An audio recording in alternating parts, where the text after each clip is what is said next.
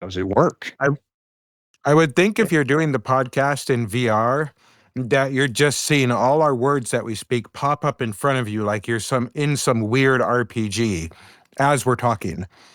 It's the Loose Screws karaoke VR application. It's good. Screws karaoke. If you turn around and look behind you, you can see last week's podcast. Is that what that is? Oh, shoot. Well, I am Commander Lark Shadow, and today is the 20th of March, 2025. 3311. And this is the 276th episode of the Loose Screws Podcast.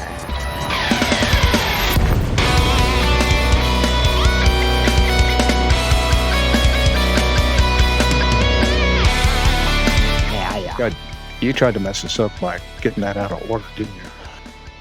I didn't do that on purpose, if that counts for anything. That's just where my eyes went when I looked at the notes.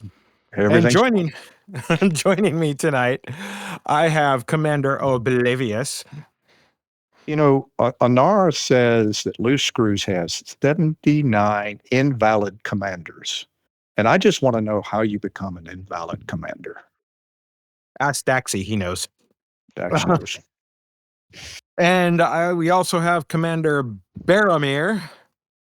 That's this guy. That's me. I'm Baromir. Hi. Hello. Are you sure? You didn't sound so sure. I don't know.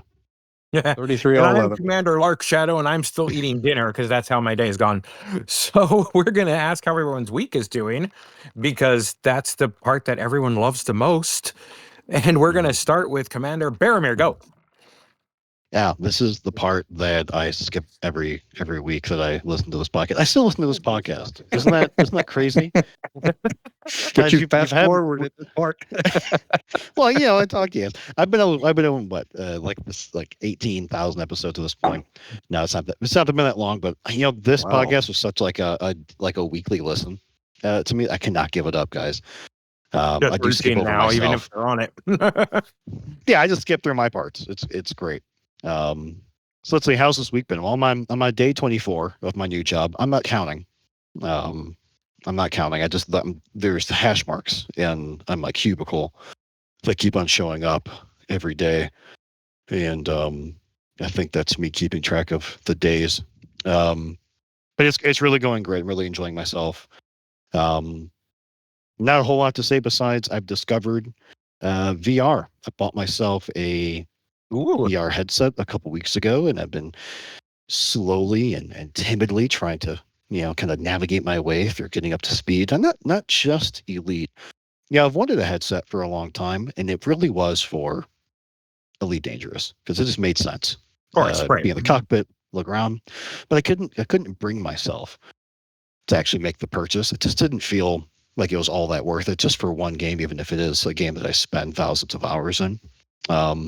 But then I played Beat Saber the other weekend, and guys, transcendent experiences. I played Beat Saber on a VR headset owned by one of my buddies, and immediately fell in love with the idea of VR in that moment, and said, "Yep, I'm going to go buy one next week." And of course, I've spent like 90% of my time in Elite Dangerous, wearing that headset. So this will be the first time I've looked at Elite Dangerous all week, not in VR. So it's weird. It's weird, but it's a good time. Which brings me to in-game.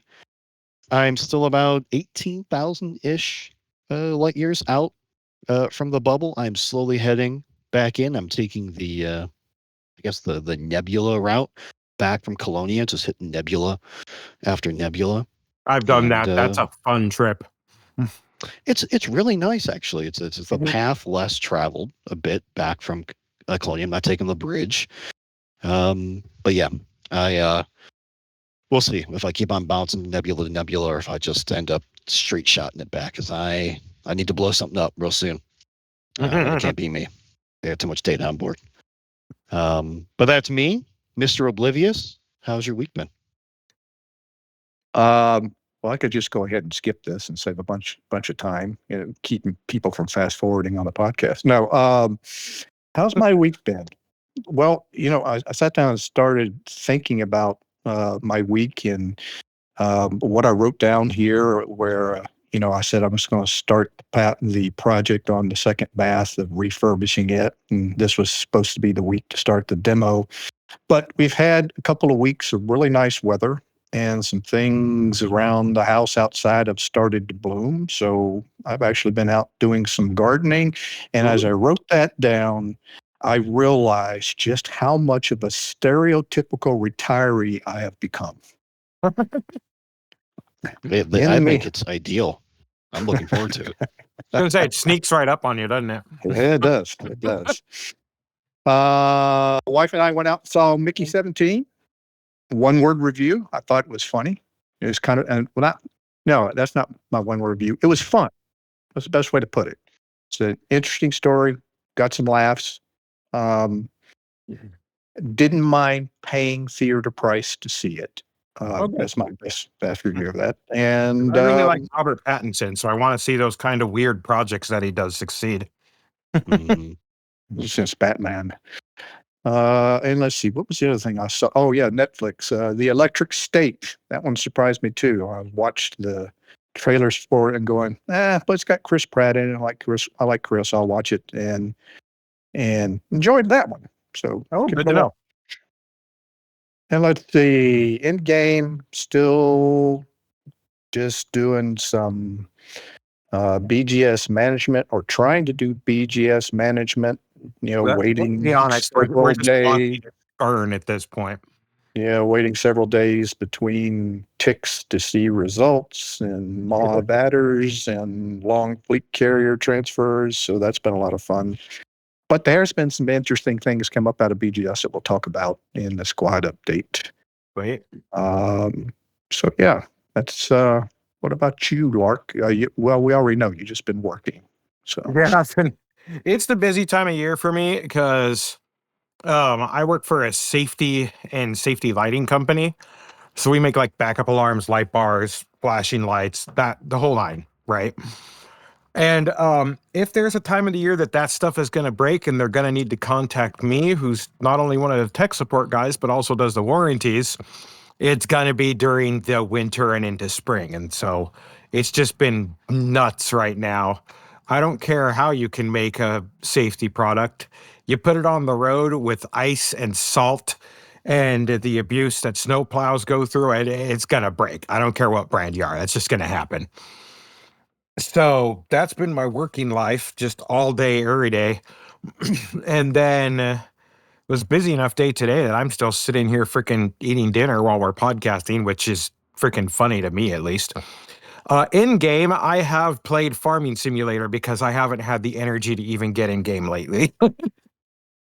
And even then, I'm only playing Farm Sim for like maybe 20, 30 minutes and then going to freaking bed when it's either 7:30 or 8 at night is all, because I'm just dead, man. Got no energy left. But other than that, I'm doing good. I want to get back in game because I'm missing blowing crap up. I'm looking for the keys to my T10 because dang it, something needs to die and I need to be the one to do it. But other than that, I am well, Jets. I want your T10 to just start shooting stuff with carrots from your Farm Sim game. For those that don't know, in Farming Sim, I recently did a harvest and have several thousand, tens of thousands of tons of carrots right now, and I need to wait to sell them because the market isn't great right now in the game. So it's just a running joke right now how many carrots Lark has. But well, one that's only funny to us. But that aside, hey, squadron briefing. Incoming priority message. Squadron briefing. So many carrots. Okay. So Colonization has made an appearance in BGS. So just to kind of set the story up a little bit, if you go back and take a look at what loose screws system counts looked like about this time last year or prior to Power Play 2. Screw base, our screw space count was in the mid to upper 60s, like 68, I think is if I remember correctly. And out of that 68, we were the controlling faction in probably the mid 50s. Fast forward to today, in fact, right now, it's actually changed by an additional count of 2 since 6 hours ago. We're in 149 systems. Holy frick. I knew it went up, but oh my gosh. 149. Now, 25 of those have 0 population. So I'm guessing whenever the hamsters catch up, maybe that number's going to drop a bit. But also, I just saw 2 more added in the last couple of hours. So that's made for a couple of interesting things. So we've talked about it in the previous podcast where systems, because of Power Play, and now also as more and more systems come online, and people are buying more commodities to go build other systems with the Trailblazer. We've got systems overheating like crazy. I mean, last week we had 11 systems overheating at once, and so we've got expansions going on now all the time. It's out of control, and we've also talked that the mechanism that causes that is going crazy, but also techniques that you used to be able to use to cool systems down aren't working properly since Power Play 2 was introduced. So you just kind of throw your hands up in the air and you wait to see what happens. One of those systems we expanded into, Blooming Wind 1.5 was taking a look at, and saw an interesting asset and said, hey, if we go win this particular election, we'll be able to take over this really cool station that's in this particular system. And again, this is a system that we didn't actively acquire. We just accidentally expanded into. And he did his normal thing. He went through diplomatic channels as best he could to reach out to the player faction that was in there and saying, hey, this is going on, and we'd like to come in here and do this. And I guess the person that was shepherding that system at the time wasn't locked in with his main faction's management. And he said, yeah, no problem. And then the main faction came back from out of the black and saw what's going on. And it was like, I remember when they came into the Discord and were like, hi. Yeah.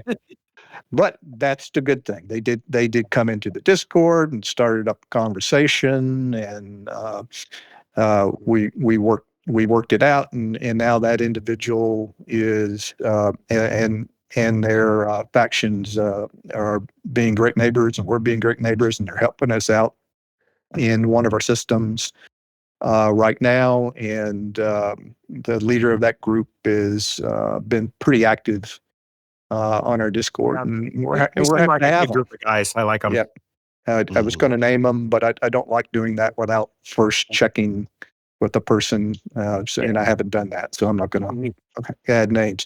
So that was an interesting little thing that happened as a result of. I'll put that one on Power Play, but then on the colonization front, we get another inquiry from someone that says, hey, I'm so-and-so from so-and-so, and we see you guys are out here doing something, and we just like to know what your plans are because we want to do some stuff out here, which is great. We love it when folks reach out to us. And so I started the conversation with them, and they started giving me, well, here's the systems where we see you got some action going on. And when I first took a look at it, I went, that's over 150 light years away from through space. How can that be possible? And I'm looking around, and I start looking at it at the other systems, and I don't get it. There's something that's not making sense here. And And about the time I'm going, wait a minute, is anybody doing any colonization out there? Oh, Chig no. chimes in the Discord and says, I wonder if people are using, colonization and BGS as being the same thing, which, well, we know BGS affects everything. So yeah, that's a fair comment. So we do have a channel where we've asked commanders, especially if they want to help, hey, let us know which colonization projects are, list them. And I went through all of them and nothing was there. So I did go back and say, well, it could be one of our a lone commander out there that we don't know about, doing something out there, but we don't have any plans, at least leadership coordinated plans, to be going into that direction in space.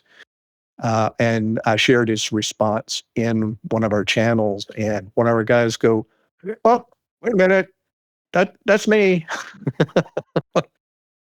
So yeah, as it turns out, one of our guys is running a chain out in a certain direction, and he actually didn't want to say anything to anybody about it because he didn't want anybody jumping on it. But he bumped into another group, and oh dear. so here come the inquiries, and of course I put him in touch with the folks that he was bumping into, and they've got it worked out. But the message for us is diplomacy is getting very interesting now. Somewhere Blooming Wind is laughing. I go back to that. Anara says we have 79 invalid commanders, but they still are tied to the squadron. And if they go and make a claim somewhere close to screw space that we don't know about, well, then somebody might be asking, hey guys, what the hell's going on? But I'm sure that's happening to other people. Yes. Okay, that said, two important things. Go ahead. Is that the mechanism that's being used as the squadrons aligned to the minor faction? So if you're in the squadron, that's how it's bringing the PMF. If you're wanting to colonize and bring loose screws with you, then yeah, you're going to choose within that 15 light year distance from a screw space system. Sure. Right, to make your claim. And when you make that claim, then screws comes with it, and when it converts, you'll be the number 3 faction in the system. You can of course go and make a claim anywhere next to a populated system, within 15 light years of it, and it's going to pull whoever the controlling faction is where you made that claim from. Oh dear. So the key, right? So we can't just go and plop a loose screws faction in a system 50 light years away from here. It still has to be chained out for that to occur. So the likelihood that we're going, let's say a lone loose screws person that's doing their own thing but not really in the bubble is going to cause an issue. But if they are still within 15 light years of a loose screws system and they decide to make a claim, then they're going to be pulling loose screws with them, whether we know it or not. So the message is really to us when someone is making inquiries and we're going into diplomacy mode, we may have to be doing a lot of posting and saying, hey, is there anybody out there doing this? And go from there. So yeah. So Too Long Didn't Read version, if you are part of the squadron or were in the past and are probably still listed as part of the squadron in game, you're messing things with stuff, and please get more active on the Discord so we know what's going on. Yeah, well, I'm not going to say don't do it, but Yeah. just be advised that, Definitely do it. you know, you may have some competitors out there, and Absolutely. you may have to may need to have some conversations, which is fine. like Let's it. see. Now, as far as standing orders are concerned, two biggest priorities, Myola, and again, we've got some help from another faction on winning that war in Myola. Governor McGee wouldn't mind some help if you wanted to drop some bounties in Dirac to build some space between us and the After Dark ADN. Is it After Dark? Yeah, That's with the the Alliance ADM. Democratic Network. Okay, there you go. Yeah, I always confuse them too. That's why I know build, that. Yep, build some space there. Then there's a couple other systems that that are low and potentially could be going into retreat. But with 151 systems right now, I'm not really concerned if we do get retreated out of Out of a couple. out of 2 or 3. So they're not really important systems. So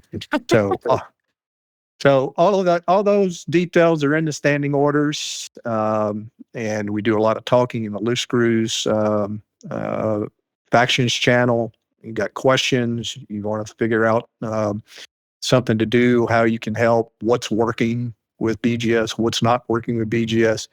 Just come see us out there in the Discord, and we'll be glad to point you in the right direction. Absolutely. Alrighty, and I think it's time for a PP report. This is the short PP report.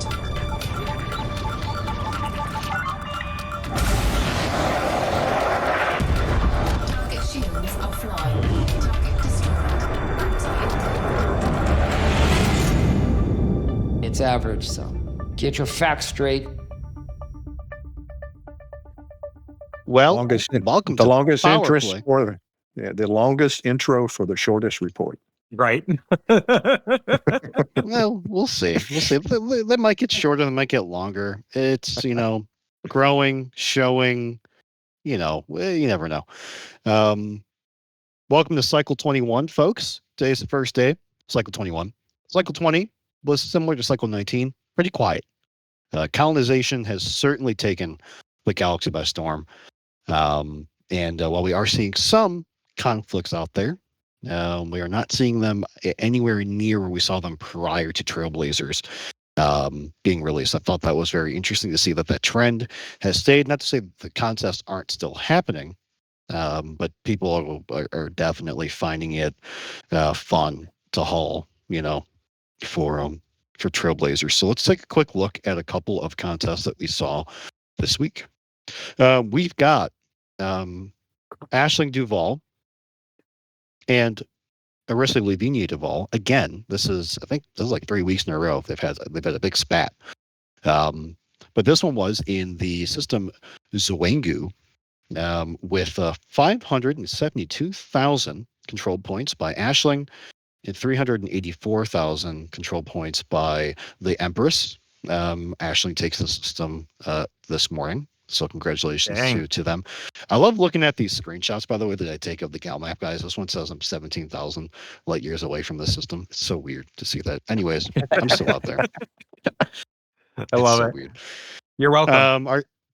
Thanks, Lark, again. The 17,000 light year view. I like that. Yeah, that's good. The next system is Agostini. And we've got Jerome Archer versus Denson Petraeus. Do we find some infighting there? Is that what this is? A little federal infighting? Probably better than the slap fight that's going on in the Empire.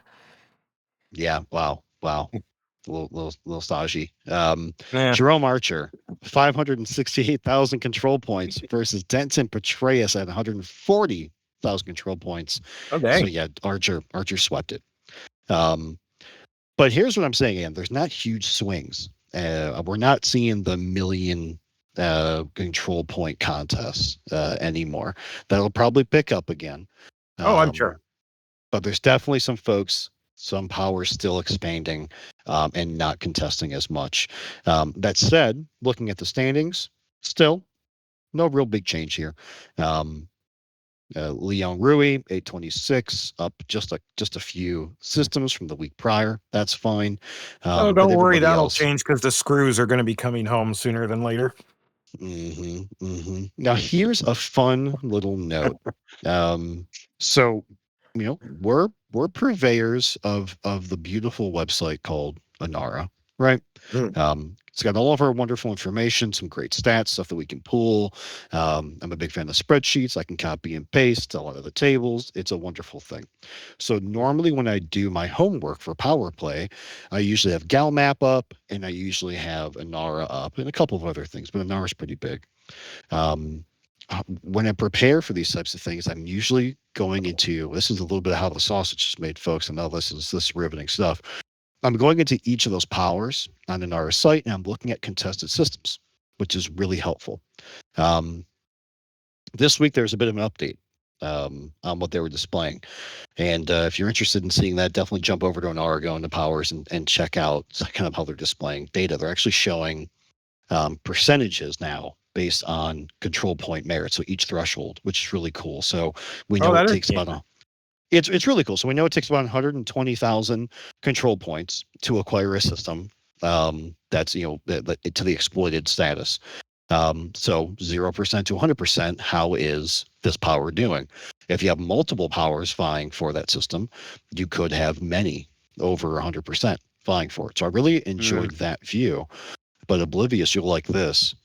Last week when I checked, Leon Rui was contesting 800 systems. Oh, dang. This week, Leon Rui is contesting 1,800 systems. Oh my goodness. OYR's been putting in the work. Dang. So, well, what that means is that there are populated, unoccupied systems within range of at least a fortified system or a stronghold. And that's Trailblazers. People are populating the bubble. So each of those control radius, or I guess radii, coming out of each of those fortified or stronghold systems are now including more unoccupied systems. It was definitely nowhere near this high prior to Trailblazers. So lots of opportunity out there for growth and expansion for every power. That's freaking awesome. All right. Well, if you want to discuss more about Power Play, you can find us in the LSN-powerplay-hub. It's a forum channel. We post things. Like this evening, I'll be posting new orders, which I won't talk about here, but you can see on the Discord. I can say a couple things. Ross 310, we're reinforcing. Tamor, for our good friends, After Dark Initiative, ADI, we're going to help them still reinforce that system as well. We want that stronghold next to our system. It's a weird goal, but we want it. And there's a couple of other objectives, so go ahead and pop into that Power Play channel and see what we've got going on. And that is it. Perfect. All right, moving right along. We're gonna start having a colonization update, which we not only need to get more info from all of the Loose Screws commanders who are out there colonizing stuff. I'm looking at you, everyone who's not being active in the Discord and talking about it, but doing it anyways.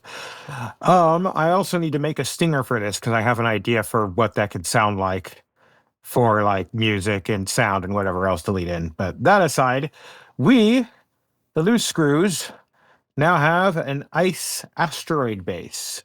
It is located in HIP 108921. It is orbiting a planet that is actually on an eccentric orbit around its star, which is really neat if you ask me. And so sometimes that planet will be 60, maybe sometimes as far as 65,000 light seconds away in Super Cruise, and sometimes it'll be as close as like 10,000 light seconds away as all. So that's really cool. The freaking base is gorgeous. I love it. I want to make it my new home. That's how much I like it. Trex has also paid the money to rename it. That hasn't gone in yet because of the issues going on with colonization, which we touched on earlier. Can someone give me the down low on that because I have not been connected enough to know what that is. What, as far as the naming is concerned? Yeah, as far as like the bugs, because things aren't getting renamed and stuff like that. I know. Oh yeah, it's supposed to be instant, is what we're hearing. Okay. And so tracks, we named it. We did it. I think we did it on the podcast. We named it Previously on the Loose Screws Yeah, podcast. on the previous one. That's right. Bear in mind, if you turn around, you can see it. He named it, and it didn't take. The name didn't take, but it did take his arcs. And I thought it was pretty interesting because on Lave this week, they were talking about that, and Colin was doing the same thing on his stream. Did it do the same thing? And he named it, and it didn't take, and he was going, oh well, it must be on the next tick, and he said that within the podcast, and of course everybody else on the podcast goes, well, no, it's supposed to happen right away, and several of them have had that experience of it happening right away. So no, I just checked it a few minutes ago, and cheese freezer is still not cheese freezer, and we need to get that changed. Let's see. Now, what was the other interesting thing they talked about on colonization today? That was pretty interesting. Yeah, go ahead. Yeah, there's a couple of things before we get into the grievance, because it's lengthy. Just want to say, if you folks out there are interested in helping further our trailblazing efforts, you can meet us in HIP 112183.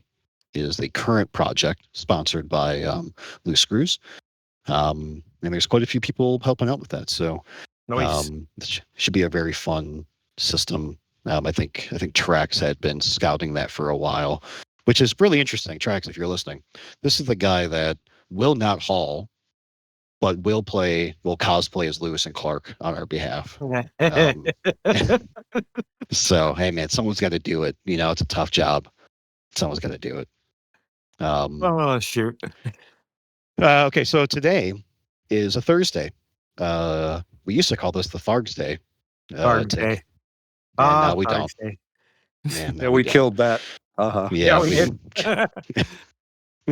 But still, the server maintenance was today, and we got a post around midday for the folks in North America, saying from the devs saying, you know what, we're going to go ahead and cut maintenance right now. We're going to bring the servers back up because it was going to take significantly longer to complete the server maintenance with all of the colonization data that needed to be, I don't know, committed or solidified, whatever the right word is, process, sure.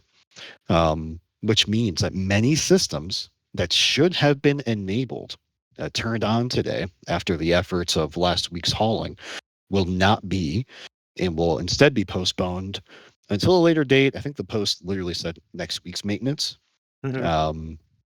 But that is the current news on the server load each people Thursday have been saying, I'm not saying this is related, but the IT guy in me is like, oh, this is related. People have been saying that since they brought him back up, their servers have been running better. There have been much less disconnects, much less Braven tunnels, and fleet carrier times haven't been nearly as absurd. I am wondering if the bug that was causing the servers to just choke on their own vomit was something in the code with colonization. So that's why they didn't process that yet, because they're going in and fixing whatever is causing that so it can be deployed next week. Bear in mind, this is just me completely spitballing based on my own freaking IT career, but that's what my gut says is happening. You know what I mean? Mm-hmm. Yeah, it's difficult to know. I would love to know the architecture because I'm also an IT nerd. Mm-hmm. And there's a back-end database, and it's going to be pretty extensive for a game like this, especially with Starforge in the background. That back-end database probably looks like the freaking Matrix at this point. Yeah. Yeah, this is the kind of thing that you really expected to see and the real reason behind doing the beta the way they've done it, because you're not going to get those scale issues without hitting it at this level. So Yep. This to me is not the surprise of the beta. It's all the little niggly things that's the surprise that you'd think that would have been hammered out that didn't need scale to find. But no, this isn't unexpected. It's a great segue, Oblivious. We do have the long significant maintenance, which is fine, right? They got everything back up. Everyone's playing the game again. We're all happy except for the folks that did the work last week. They have to wait another week, but they'll be fine. Let's pour one out for those fellows. We saw a post. I think it was just today. I think I saw it on Reddit first, and I think it was a screen grab today from Twitter. Mm-hmm. Somebody was complaining about how I think it was an Orbis station orbiting a gas giant had still not had its economy switched over to what they would expect it to be, given what they've been building in the system. And they were building surface ports, because that's what they kind of learned they needed to do in order to affect the system. They posted it. So I guess Elite Dangerous official handle, or at least it was answered by what seemingly looked like an Elite Dangerous official channel. And that dev responded essentially, so I'm sure I could find the screenshot pretty quickly, that with a lot of confidence behind this post. Hi, I'm looking at your Orbis station and orbit around a planet name. It looks like you've built your structures on other planets. Well, these will not affect the market on this station. To have them affect your starport market, you will need to build facilities on the planetary body your market orbits. Well, it's a gas giant. Yeah, it's not a landable body. And while that mechanically makes sense, no one has literally known anything about that since the game has existed. We had no idea that the ground ports were tied to the star ports. Does it make sense? Sure. Did we know about it? Absolutely not. Like, for crying out loud, going back further, the developers, when they brought in when was this? When they brought in the Partner Plus people to see the Thargoid Titans ahead of the Titans being deployed, they were surprised when the people said, that kind of looks like a crashed one. And they were like, well, yeah, the crashed one is a Titan. You knew that, right? And we're like, no. Like, the community is... The Elite Dangerous community is very smart, but we are very nerdy smart. And that means we're going to miss the obvious things that are right in front of us, but we're going to figure out your stupid puzzle that's hidden in a sound wave. So yeah, sure, that might be how economies work, but when have we ever encountered that in the game? Never. Well, no one knew about this, to my knowledge. Now you have a bunch of commanders out there that have economies that produce, just hydrogen and bio waste. So they've done all of that hauling for purpose-built shit factories, which isn't a bad deal, because Chig has reminded us that Raxla is the turds you make along the way. And I'll just leave it right there. How did we get two titles out of that? I'm just typing stuff down as I hear it, man. What have you got? What efficiency. Earlier, you had said that you might tap into a little bit of Trax's frustration about the economies thing, like, oh, you didn't know?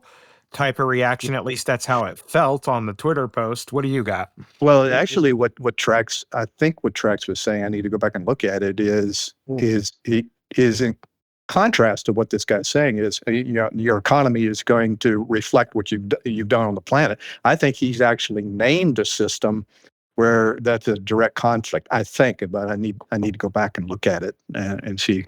And when he's listening to this, he could be screaming at the podcast and saying, "No, you idiot! You got that completely wrong." That's actually the real reason I listen to those podcasts back now, just so I can And scream at to you be guys. fair, I think that's all our listeners, but carry on. All right, so there are two possibilities to this. Possibility one, and it's the most likely possibility, it's a bug, another bug that they need to fix. Bugs in my elite? Yeah, whoever's on our Twitter went rogue and gave it a shot. The other possibility, which is also extremely likely, is that this is not documented, and this is how it's always worked. And that's we were where I never come meant to down. know. Yeah. Yeah, that's where I come down to.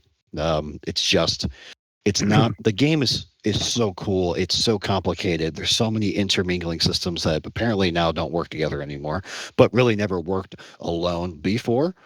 So, I'll take they're this right now while introverts. they're trying Gotta to work give it. them a chance. Yeah. My dev team never called them bugs. They call them works as design, or also known as WAD. What? I love that. But yeah, new system. It's a beta. Continue to give them some shots, but when we get to dev news, we can talk a little bit more. But there was along with maintenance today. Yesterday, we actually did get a get a hotfix Trailblazers update number 2. Talk about that a little bit later. And I realize they are trying as best they can, but sometimes those bugs do make it hard to play the game. Sometimes that's all there is to it. It sucks, but it's a air quote feature right now. Do I think it'll get better? Yes. Does it suck right now? Absolutely. That's where I'm at with it. Well, what do you think is tougher? Is it when Power Play was many years ago, when Power Play was the happening thing? Balance. Yeah, exactly. Last month, balance was the name of the game. Right? All we were talking about was balance. The powers that had bonuses for combat. Were doing their combat, doing really well with their combat. The folks that were incentivized for trade were having issues with trade because there's some limits and some weird, kind of logarithmic almost like caps on what you're able to earn while trading. And that was the big thing to talk about. Now we're back to the land of, well, things just don't work. Things are broken. We still have the balance issues. They didn't fix those. They still turned things off in Power Play, didn't turn back on. So what would you prefer? Just having the balance issues or just having the bugs? I don't know which way I land on that one. If you had to ask me, the eternal optimist, I think some point either at the beginning or middle of summer, we're going to get a fast and what's the word I'm looking for? Like very low key, not really hyped up balance pass, and it'll just go in with one of the weekly ticks and it'll be in the patch notes. You know what I mean? Personally, I think that's what's going to happen. It's just a getting there thing, Yeah, I get it. I would prefer the more verbose visible. I played Helldivers last year for a little bit, and all of their balance updates were hilarious. There were a ton of notes. They were all extremely silly. They took pie in the face all the time, which I think their player base really, it was Arrowhead Studios, I think. Yeah, calling that out right. It really won over a lot of players to stick with that game just because of how honest they were being in their patch notes and their development Warframe is cycle. kind of the same way. Is it? Like, yeah, absolutely. Like in the middle, Hate can attest to this because me and him do play Warframe. That you'll be going along on a mission and then you'll start to see red text in your little chat window off to the side. Mhm. And that usually means that a developer is typing in there and that a hotfix is deploying. And it'll be something that has something to do with the game that's funny. They'll word it in a way that's like, oh, we fixed this because that was just too like overpowered or whatever. They'll just still phrase it in ways that just keep you involved and keep you invested. And yeah, it's just that honestly, that's the way I'd rather see it done. I don't think that's the way FDev can function though, because they simply don't have the means to be like that. You know what I mean? No, I totally agree. I love our FDev though. Oh, Keep on absolutely. putting in the work, guys. Oh, I love them like the puppy with 3 legs they are. Anyway, oh, I do get concerned though. sorry, that felt mean. I do get concerned. I'm seeing it change the way I'm playing the game. Not because I want to go do something, but because I can't do something that I used to do, and that's the thing that worries me the most. Again, I understand beta testing the new feature, if you will, but unfortunately, it's got the two new features that have come out. They've got little entrails in the webbing that affects other portions of the game, and so the people that are out on the black, this shouldn't be affecting them at all. But what they were seeing, an hour and 15-minute fleet carrier transfer times. Now, hopefully that's been fixed at this point, but it's impacting them. BGS, okay, I'm throwing my hands up in the air as far as BGS is concerned. Power play was getting into that, but then Trailblazer came along, and I made it a decision is I'm not going to FOMO on this one. I'm going to sit back and watch what's going on and maybe help some people with him, but I'm not going to invest a lot in that. And I'm glad I did, because I didn't want to go build a purpose-built shit factory. But it's really got me now thinking when I log on for the day, what I want to do. And quite frankly, over the last several weeks, because of what's been on, I have spent less time in this game because of the issues that it has than I was prior to it being introduced. It is my options as far as if I want to play without running into some type of niggly thing has been removed. And I'm hoping that they're able to get after this pretty quick, so that some folks just don't throw their hands up in the air completely and pull a Daxi. Absolutely. Which is a code word for uninstall and go on to something else. Yes, come play Farming Simulator with me, Oblivious. Yeah, there you go. Well, yeah, I don't like carrots. Oh, oh goodness. Alrighty. Well, moving on from the dev news, I have a little thing to do that's actually related to Distance Cruise 3. So this is both part of the community corner and a part of the, what's it called, discussion, because I want you guys to see these screenshots too. Let me come back over here to here. I will be posting these in the main screenshots channel and the Distance Cruise 3 channel as well after the podcast announcing the winners. But the first one I want to announce for the screenshot competition in the third place is going to be Commander Blooming Wind with this magnificent shot that you'll be able to see on our Discord in one of the planetary nebulas we visited. This particular one has a what's it called, neutron star at the center, and it's just, I love the way it's framed. I love how everything kind of looks like it's in motion. It's a great shot. I really like it. Looks like half a kidney to me.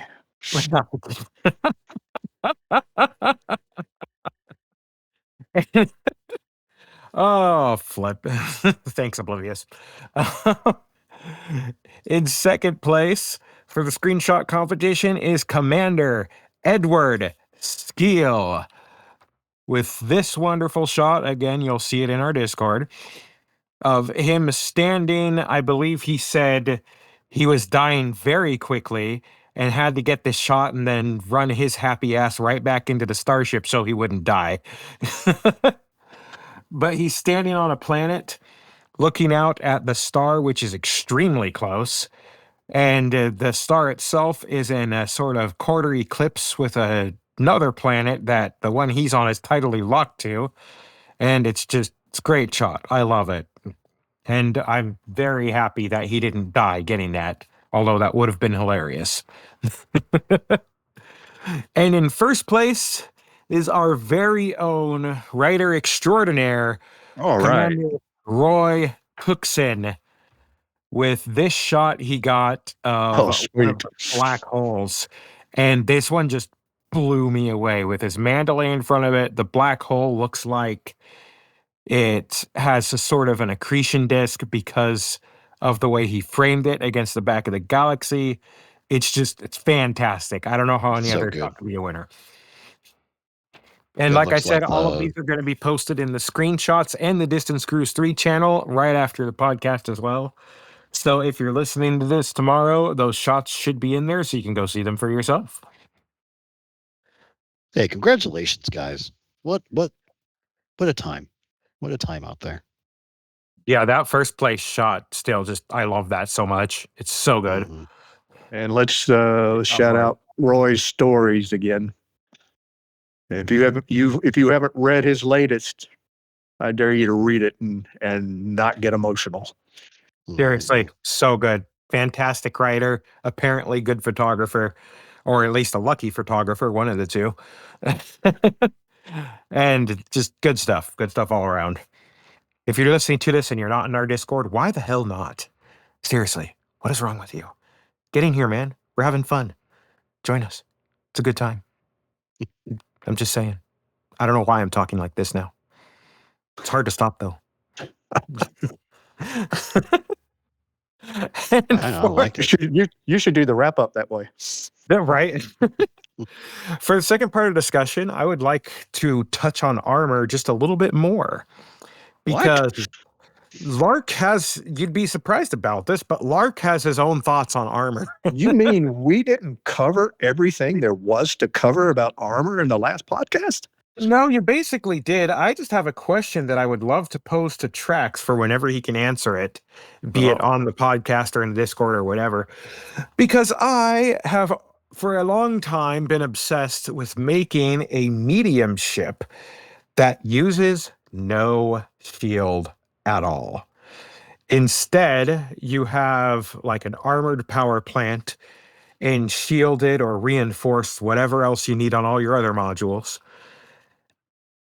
And your armor is resistances as high up as you can get. I've been playing around with a bunch of different ships in EDSY trying this. The highest I can get those resistances is actually on a federal drop ship. And I can get that up to a raw amount of armor of 1,800 some odd armor, right? And every single resistance was either within one digit of or above 25%. And with all the module reinforcements and even an armored power plant on there, I really wonder how that would do in an actual fight. What do you guys think? I think Trax is taking his shoe off and he's beating it on the table right now. Oh, come on. It's not that bad. I don't know if it is or isn't, but I'm sure he will take issue with it. Well, possibly, yes. The real issue when you do that and do straight armor tank with no shield is the protecting of the modules. Some modules you can engineer to help protect themselves with like reinforced or even shielded engineering on them, but you're giving up a lot of like, your enhanced charge and whatever else to do that. That's the problem. mhm. Yeah, that was my only thought. That's really the only reason to have even a slightly small bi-weave, right? It's just to, protect your modules for a certain amount of time before it drops down. But And while I do agree maybe- with that, I'm still obsessed with the idea of the no shield. me too, though, because I think there's something about it. Again, I came back into the game right around November. We were at the end of the Thargoid War, and I was running my cold orbiter. Right. Krite or if, at the time I was Titan bombing with my Python Mark II, which was dumb, but still it was fantastic. And of course I was running shieldless the whole time. And you can take some punishment even in a Python Mark II if you got the wrong numbers, and what resistances didn't matter, right? For Goids, but for NPCs they do. They matter a lot. That's the problem. Mm-hmm. That said, I have run 2 ships completely shieldless. And they actually did pretty good at it. The first is the Eagle. That one I've actually kept shieldless permanently because the amount of more maneuverability I get makes it so that it doesn't matter how much armor I have. I pump the resistances up on them with engineering. So when I do get hit, it doesn't matter quite as much. I mean, it's still an eagle, like sneeze wrong and it's going to explode. But that doesn't matter as much when they can't hit you at all. Because especially without a shield, oh boy, are you running cold, even in an eagle. The other ship I've tried it on is my Viper Mark IV. That one actually does really well shieldless. But that's also a ship that's literally designed to be an armor tank. That's part of how it works. It's tanky out of the box. Yeah. Exactly. Yeah. And I think that's the reason I've been on, at least on EDSY, I've been having so much success theory crafting with the Federal dropship, because that one's designed to be an armor tank. You can have the highest armor in the game for a medium ship, and even I think more than an Anaconda on a Federal dropship. That thing is a beast when it comes to armor. You ain't jumping anywhere, but they ain't destroying you either. So why not on your beautiful T10? Why not run that shieldless? Because I literally never thought about it until you said it just now. Is that a good excuse? Because I mean, you've got plenty of optional slots on there. It's got yeah, it literally just never occurred to me. I should try that. That's a good idea. Just cover the whole thing with carrots, and you'll be fine. For crying out loud. I am never talking about Farm Sim to you guys again. Yeah, that's not true. No, it's not. I'll probably discuss it tomorrow at length.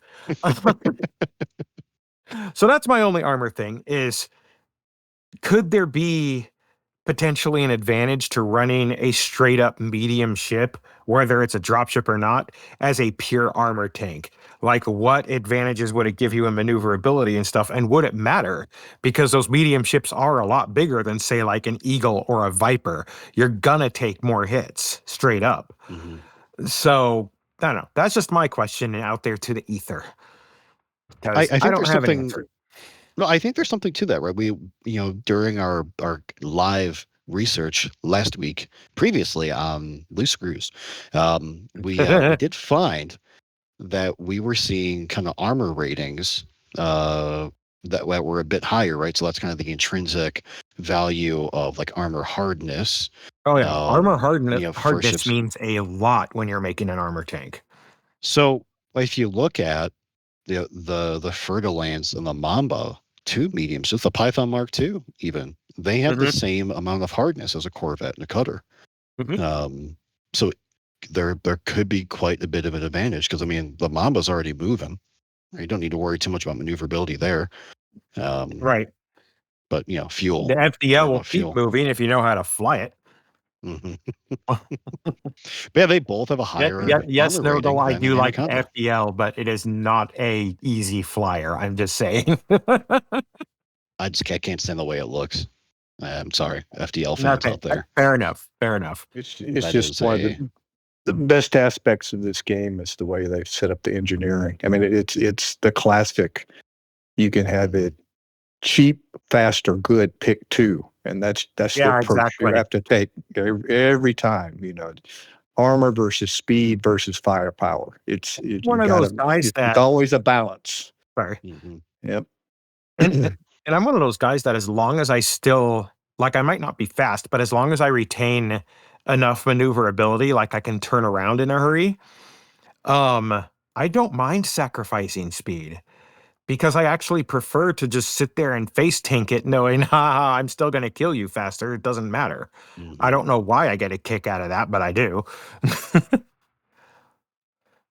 I'm just saying. Lark's approach to combat is blow up last. Well, when you have nine turreted multi-cannons on your type 10, it doesn't matter what way you're facing. I mean, I have. How many hard points does the T10 have? 9? I have stuffed all turreted long-range cannons on that thing before, and in long to medium range, it actually works really, really well. Yeah, I'm saying. Listen, you keep on landing those shots. Who cares? That's awesome. Oh, shoot. But enough of engineering for the insane. Um, let's move on to the community corner because we do have a cool thing going on.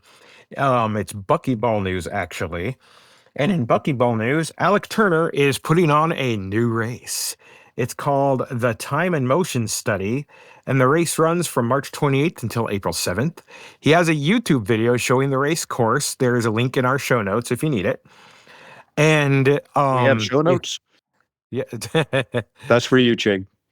I was going to say shut up, Chig, but sure. So the link to the YouTube video is in the show notes. I haven't done any of these races officially. I have tried them a couple times just for kicks and giggles. My gosh, A, they're challenging, and B, those guys are crazy in the best way. So if you want to get involved with that, you can follow that YouTube link, and I'm sure it has a link to the Buckyball Discord or a way you can find that and get involved. Next It's time good you stuff. try it, Lark, don't use the T10. Yeah, you don't know. You don't know me. There's a forum post associated with this as well. I'll put that in the show notes, and Oh, perfect. Thank definitely you. definitely check it out. Wow, that's know, big. Alec- Oh, there you go. Alec, that's Yeah, that's paste so that in the great. notepad and then paste it into the thing. You got some formatting that ain't working. Well, we want to know how the sausage is made, guys. We'll post it later. I think there's a couple of things that I think different about this year's Buckyball. For one, I think it's less of a kind of like Grand Prix season where I don't think they're doing leaderboards, but I think each race is going to stand alone, which is really interesting, bit more ad hoc. And if I'm not mistaken, this first race, I don't think they're doing. You'll need to confirm with Alec, and I'll talk out of turn here, and maybe he'll correct me next week, and I'll be like, podcast famous. But I don't think they're doing a regulation class, or I think they're going to be a little bit more free about the ships that you can choose to race in. So there's that. So that's really cool. And if I'm not mistaken, this first race is in Alex's system, his first colonized system, if I'm not mistaken. So you get to see some of the stuff he's been working on. Nice. Trailblazers. Yeah, pretty cool. Nice. And speaking of Trailblazers, starting soon is the Distant Worlds 3 First Steps. It's called the Shoulder of Orion. It's Distant Worlds 3 Colonization, and will have a lot to do with what they're going to be doing on the Distant Worlds 3 expedition. If you want to get involved with that, do we have a link to the Distant Worlds 3 thread on the forum or no? Go to the Elite forums. There's a link right in there to Distant Worlds 3 because it's a very popular thing. A lot of people are getting involved with that. It's going to be a blast. It's going to be good. Yeah. All righty. Well, do you gentlemen have anything else? There was a Galnet article released. Oh, flip. We just went right over that, didn't we? We have show notes. So not to go too far into and we're like, no. there was a Galnet. Those the Trailblazer ships have been issued out to the far corners of the bubble. There are 6 of them, not including Trailblazer Echo, which has returned to the Minerva system. There is Trailblazer Dream in HIP 90578, Trailblazer Song in Oregon, Trailblazer Wish in Bleti, Trailblazer Star in 34, Omicron Cephi, Trailblazer Promise in Kickus. Clickus? That's a fantastic name. I like that. Trailblazer Faith in Yobi. In Gob. In Gob. Whatever. I love pronouncing system names. How's that going to work? Yeah, how often do they move? Do they just sell stuff or what are they? I've heard that the markets refresh very quickly. Oh, cool. They've got wonderful 50-50 decaf coffee there if you had a long day. I don't know if they move though, but if you guys visit one, see if there's a what is it, a log log port scanner, or was it data link scanner? Data link scanner, yeah. Yeah. See if there's a manifest. And Yeah, report it's back. either going to be a data link or a data log, one of the two. Yeah. I want them to sell only bio waste. That would be great. Well, apparently Just there's as a a troll. CMM. Do we That's know? all it knows.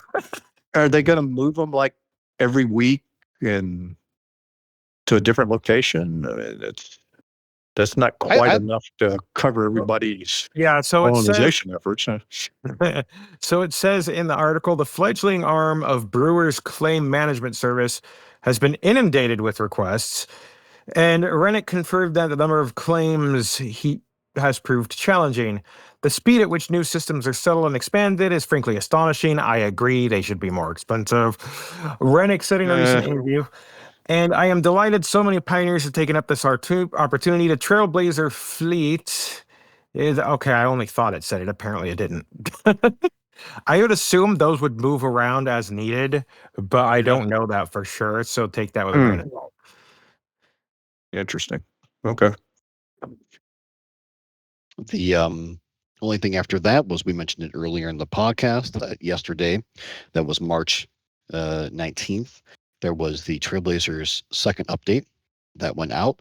A couple weeks back, we discussed that there were some changes to the journals, or what was being entered into the journals, having to deal with power play. Well, we weren't wrong. The devs were wrong. They didn't actually release that one. So that got released yesterday. That's hysterical. Whoopsie daisy. I've been reading over on the BGS Tally Discord that they are actually seeing data from the logs. So it is confirmed. So good. Oh, that's so good. I love that. Yeah, that's great. There were some bug fixes. I don't think anything of note. Oh, the fixing the crashes of scanning a megaship or an installation. I think we saw that this week. I think some of our guys saw that issue. They also claim to have done some server-side improvements. If you guys want to read more about that, you can find it on the Elite Dangerous website under update notes, and hold their feet to the fire and see if those things are actually fixed. Right. For instance, the first thing says hamsters. renaming of facilities should now be consistently permitted for the system architect. It may not go through, but it'll be permitted. And I think that is all the content I could muster up for today. That's fine. Oh shoot, I love that so much. Wait a minute. How's that supposed to, the renaming work? Once you pay the ARCs, you can rename it, but do you pay ARCs again to name it to something else, or can you rename that same facility as many times you want? Yeah, you essentially get naming rights on the station, so you can keep on going back to it and renaming. So that's what we need, tracks to go back and take a look to see if, because he said when he went in, he couldn't, the button was gone and he couldn't do anything with it. So can he get to the button now? Yeah, I agree. I bet if he tries again, in theory, it should work. All right. Good. We'll test that out. Yeah. Just so you know, tracks, that should work now. Yep. Except he's traveling. So yeah, maybe not. Travel safe, buddy. It's in the Braven tunnel somewhere.